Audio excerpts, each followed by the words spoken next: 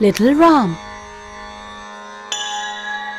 King Dashrath had 3 queens named Kaushalya, Sumitra and Kaikeyi, but he had no child of his own. To beget a son, King Dashrath performed a yajna. Huge flames came out of the holy fire. Suddenly, Agni Deva, the fire god, appeared out of the fire, holding a golden bowl of kheer in his hand. The fire god said, "O king, if your queens eat this kheer, you will definitely give birth to sons." The queens ate the kheer, and in time, the king was blessed with 4 sons. King Dashrath and his queens were overjoyed. The sons were named Ram, Bharat, Lakshman and Shatrughan. Everybody in the kingdom was pleased to see the charming little Ram. He always kept smiling, even when sleeping. Everybody loved him. He was so bubbly that everybody was delighted to see him at play. Now, little Ram learned to roll onto his stomach. Very soon, he learned to creep, crawl, sit and stand with support. Then he tottered and soon started to walk, run, jump and hop. He learned to talk, sing and dance in a joyful and childish manner. One day, little Ram was playing on the roof of the palace.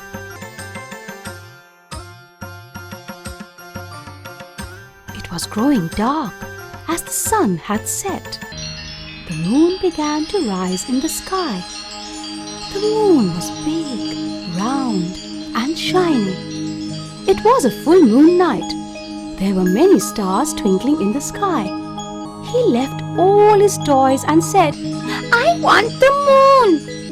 Everybody explained to him that the moon was in the sky and very far away. It was not possible to bring the moon down to the earth. But adamant Ram said, "I want the moon." No was an answer he did not like. Who could make him understand? He was a child after all. Ram started weeping, crying and shouting. He said, "Do what you can do, but I want the moon." He kept on weeping till his face turned red. Everyone tried to make him happy, but in vain. Suddenly, someone brought a golden tray full of water and said, "Look, the moon is here in the tray." Indeed, the reflection of the moon fell on the water. Ram was happy and he played with the moon in the tray. Ram was excited. As time passed, 4 of the princes, Ram, Lakshman, Bharat and Shatrughan, were trained in various martial arts along with their studies. The years passed and sage Vishwamitra came to the royal court of King Dashrath. King Dashrath bowed to Vishwamitra. He welcomed the sage and said, "Welcome, O great sage. Tell me, what can I do for you? Your wish is my command." Vishwamitra was happy to hear this. He said, "You have promised to fulfill my wish, even before hearing it. This gives me great pleasure. I know you will not hesitate to lay down your life to fulfill my wish." King Dashrath looked at Vishwamitra's face. Vishwamitra told him the reason for his visit. "We are performing a yajna, but 2 demons, Marich and Subahu, are throwing bones into the holy fire. According to the rules of this yajna, I cannot use my power to destroy them once the yajna has begun. Therefore, I want your son Ram to go with me to destroy them. Remember, you have promised to fulfill my wish." King Dashrath became sad. He was not able to take the decision whether he should send Ram or not. Yet, he had promised to fulfill Vishwamitra's wish. King Dashrath feared for his son's life, and his face turned pale. He said to the sage, "My son is very young. If you don't mind, I am ready to go with you with my huge army." Vishwamitra became angry. He said, "O King Dashrath, it is not fit for the Raghukul to make a promise and then not fulfill it." Brahma Rishi Vasisht said to the king, "Do not worry, O king. Send Ram and Lakshman together. No harm will come." Yes, no harm will come to them. Vishwamitra has come here only for the well-being of Ram. King Dashrath agreed to send Ram and Lakshman. So they started their journey with Vishwamitra, and everybody blessed them. During the journey, they were full of energy and courage, and sage Vishwamitra constantly guided and encouraged them. He told them the history of the region they passed through. After crossing the rivers Sarayu and Ganga, they reached the Tadika forest. Vishwamitra said, "Once upon a time, this was a prosperous and well-populated region. But a demoness called Tadika and her son Maricha changed it into a desert region with their dangerous activities. Now, nobody dares enter this forest for fear of Tadika." Lakshman wanted to meet Tadika and defeat her in battle. But Ram thought, it is against the Kshatriya Dharma to kill a woman. Vishwamitra realized Ram's dilemma. He said, "To protect human beings by slaying the wicked, whether man or woman, is the duty of a Kshatriya. Therefore, do not hesitate to kill this demoness." Hearing this, Ram made himself ready to defeat Tadika. He strung his bow, and the twang of the bow frightened the birds and animals in the forest. Tadika became wild with fury on hearing the twang of Ram's bow. She ran in the direction of the sound and saw Ram and Lakshman. She rose in the sky to attack them. She began to attack them with a shower of stones. Vishwamitra said to Ram, "The sun is going to set and the demons become stronger at night. Hence, do not delay your stay here." Hearing this, Ram took out another arrow and, chanting a mantra, aimed the arrow. Whoosh! Tadika fell down with a great scream, and everybody was happy over her death. Vishwamitra was so happy that he embraced Ram. Then they reached Vishwamitra's ashram. The yajna began, and Ram and Lakshman waited for the demons to arrive and cause obstacles in the yajna. On the 6th day of the yajna, the demons came there with loud roars. Ha! Ha! Ho! Ha! Ha! The demons, Marich and Subahu, came with their army. Ram used a divine weapon on Marich, which wrapped around him and threw him hundreds of miles away. Then Ram used the Agni Sastra and killed Subahu and the demon army. The yajna was completed and everybody was happy. Then went to King Janak of Mithila, who had a beautiful young daughter called Sita. She was of marriageable age, and King Janak had arranged a swayamvar for her. Many years ago, King Janak was presented with Lord Shiva's bow, which was so heavy that nobody could move it. Before the swayamvar began, the Diwan, or Prime Minister, announced, "Sita will be given in marriage to the man who can lift, bend and string the bow. Many kings and princes tried their luck, but all failed. King Janak thought, will my dear Sita never get a worthy husband? At that time, Vishwamitra entered the court along with Ram and Lakshman. King Janak welcomed them. Vishwamitra said, "These two young princes are Ram and Lakshman, the sons of King Dashrath of Ayodhya." Vishwamitra told him about the bravery of Ram and Lakshman in destroying the demons.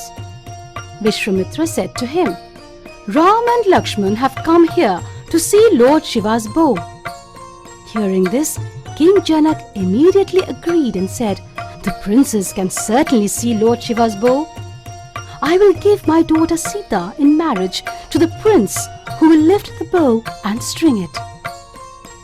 With the consent of Vishwamitra and King Janak, Ram went near the bow and bowed before it. He lifted it effortlessly and strung it. He drew the string back with such force that the court echoed with the sound. And Lord Shiva's bow was broken. A cheer went up in the court, and a shower of flowers fell on the prince. King Janak declared, "My daughter Sita will be wedded to Ram." Sita was also happy, and the marriage ceremony of Ram and Sita was performed. There was happiness all around, not only on earth, but in heaven too.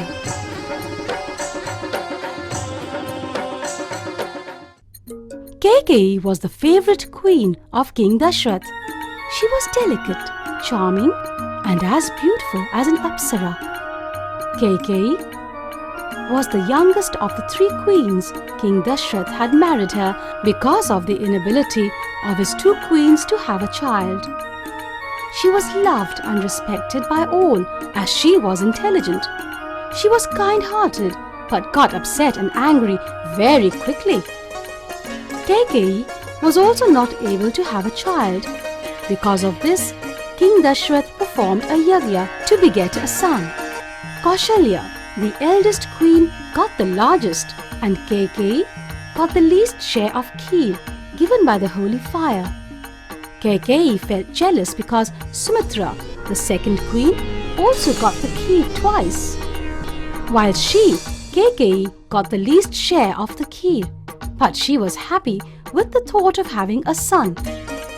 In due course, Kaushalya gave birth to Ram, Kaikeyi to Bharat, and Sumitra to Lakshman and Shatrughan. As time passed, King Dashrath grew old and his 4 sons became young men. He decided to make Ram the king and retire to the forest. Everybody was happy with his decision. One morning, King Dashrath had a bad dream, and astrologers were summoned. They said that the coming time would be bad. Because of this, King Dashrath began the preparation for Ram's coronation ceremony for the next day. But King Dashrath feared that something bad was going to happen. Manthara was Kaikeyi's most trusted maid. She was her distant relative and much older to her. She was the well-wisher of Kaikeyi, and Kaikeyi was happy to hear the news of Ram's coronation.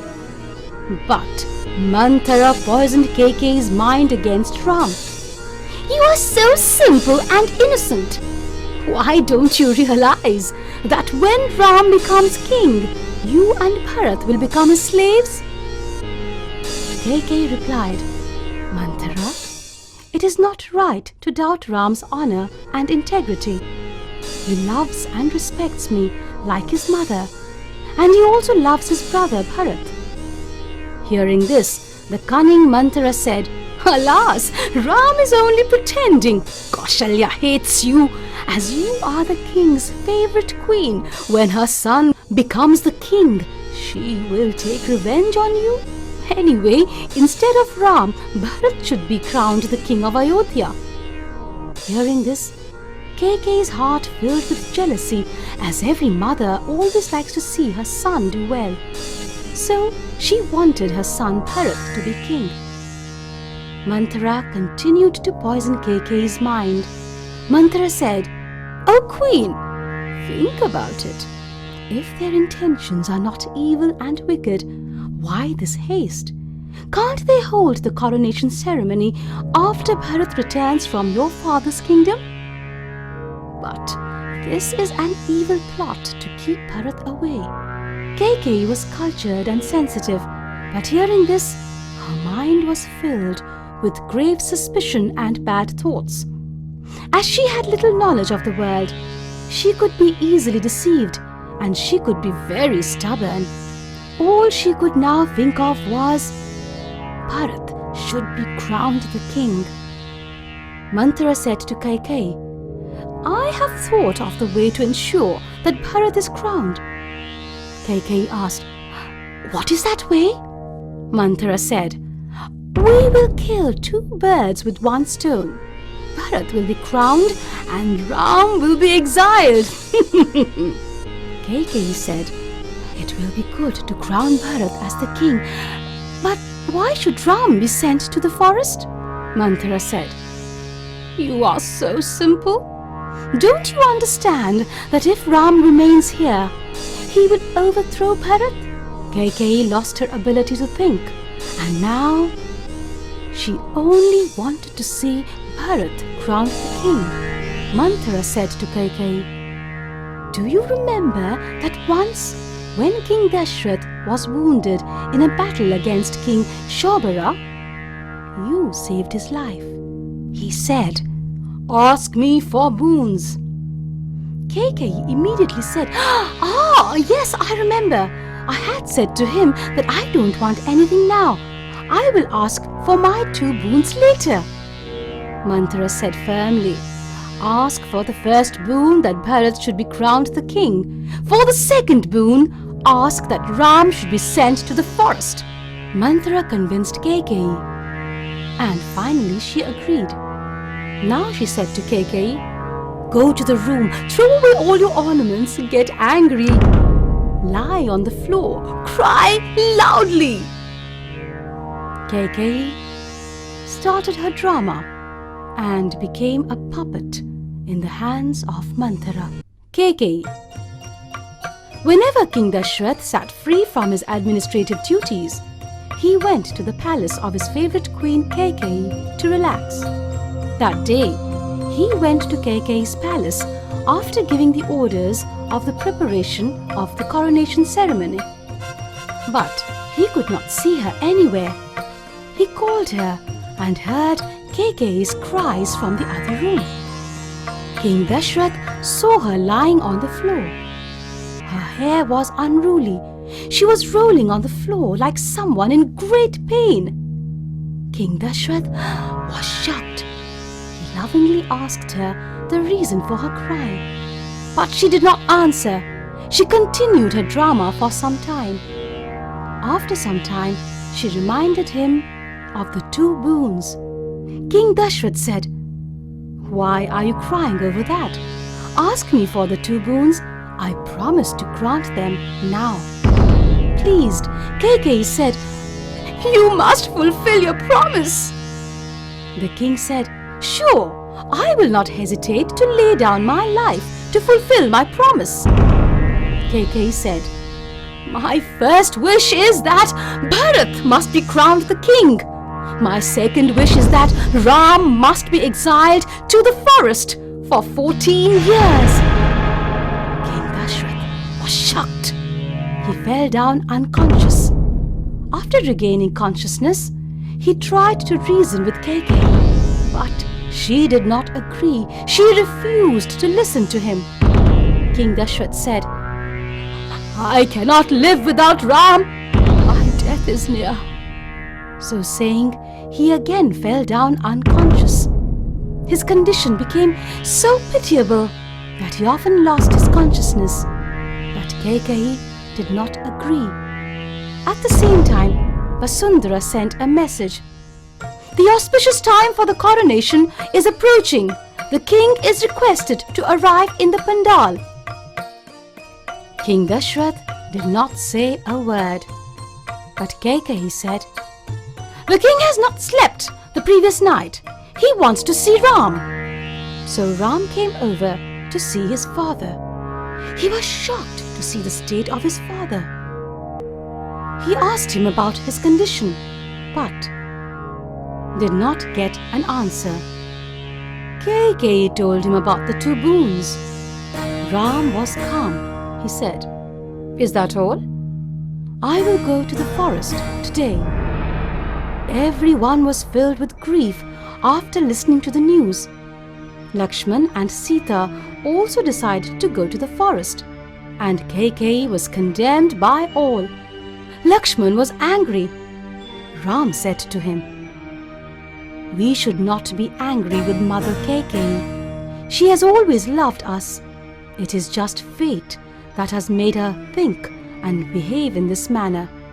Even the great sages are helpless against fate. How can poor Mother Kaikeyi resist it?" Ram, Sita and Lakshman left for the forest, and the people of Ayodhya followed them. The whole city was full of grief, and Kaikeyi saw Ram's departure from the balcony. She had a smile on her face, but in her heart she felt as if her own son was going away from her. Shravan. Shravan was a young, tall, thin and strong boy. He always obeyed his parents. His parents were old, blind and lame. They were a God-fearing couple and always worshipped God. Shravan lived happily with his parents in a small hut. He looked after them very well. One calm and quiet night, Shravan woke up from his sleep. He heard his mother's whisper and came to know that she wanted to go on a pilgrimage. But she did not know how she would, due to her inability to walk and see. He then heard his father saying, "How can we go on a pilgrimage? Both of us are unable to see and walk. We are blind and lame." Shravan's mother said, "Don't worry. If we are not able to go on a pilgrimage, it must be according to God's wish. God has given us a devoted and caring son. How devotedly he serves us." Shravan felt sad hearing this conversation. He decided to take his parents on a pilgrimage. He was, after all, a devoted son. He was also very intelligent and hard-working. He cut a thick branch from a bamboo tree and made a sling at each end of it. He then tied 2 jute baskets to the slings. He made his parents sit in the baskets. Then he lifted the bamboo branch onto his shoulder. After saying a prayer, he started off on his journey. He walked and walked through fields and forests. He crossed rivers and ravines. He walked through villages and over mountains. He reached the holy rivers Ganga and Yamuna. He visited various temples. Shravan made his parents bathe in the holy rivers. He wiped them dry and dressed them. He took them to various temples. To him, his parents were akin to God. His parents were very pleased. Shravan felt happy seeing the glow on his parents' faces. After every visit, Shravan's parents took some rest. Then Shravan lifted the bamboo branch and continued on his journey. His heart was full of energy and enthusiasm. Then it was time to return home. He journeyed once again through villages and crossed rivers and streams. He went over mountains. He passed by temples of gods and goddesses again. His parents were overjoyed. Everybody praised Shravan and regarded him as a blessing for his parents from God. Shravan was considered the ideal son by all who heard this story, a story which is told even today. Shravan. Once again, Shravan began his journey by lifting the bamboo branch onto his shoulder.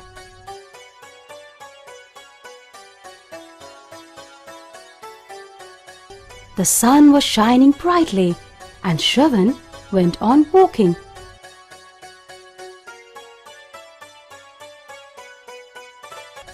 In the afternoon, Shravan's parents felt thirsty. Shravan put down the bamboo branch under a shady tree. He cleaned the spot by removing dry leaves, twigs and thorns and made his parents sit there among the lush green trees. Shravan took a pot and left the place in search of water. On the way, he heard the sweet sound of water and quickly went in that direction.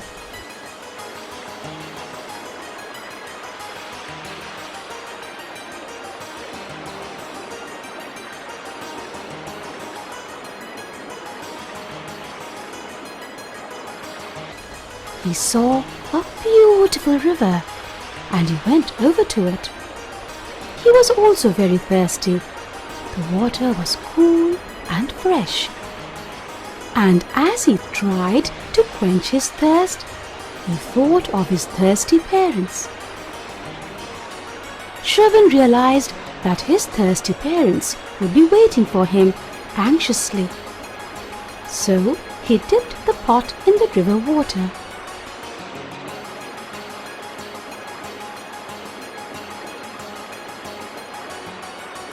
At that time, Ayodhya's king Dashrath was wandering in the forest in search of prey. He heard the sound of water and thought it was the sound of an animal drinking water, but he could not see any animal. So he shot an arrow in the direction of the sound.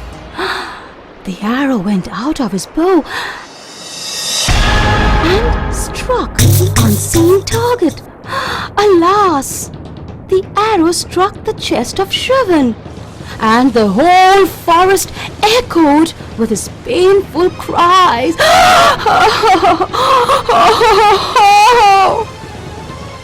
King Dashrath trembled and he rushed towards the river. He saw that Shravan was crying with an arrow pierced in his chest. King Dashrath pulled out the arrow quickly and Shravan could hardly breathe. He was near death and he told King Dashrath his name. He was barely able to tell him about his parents, and while pointing at the pot of water, he died.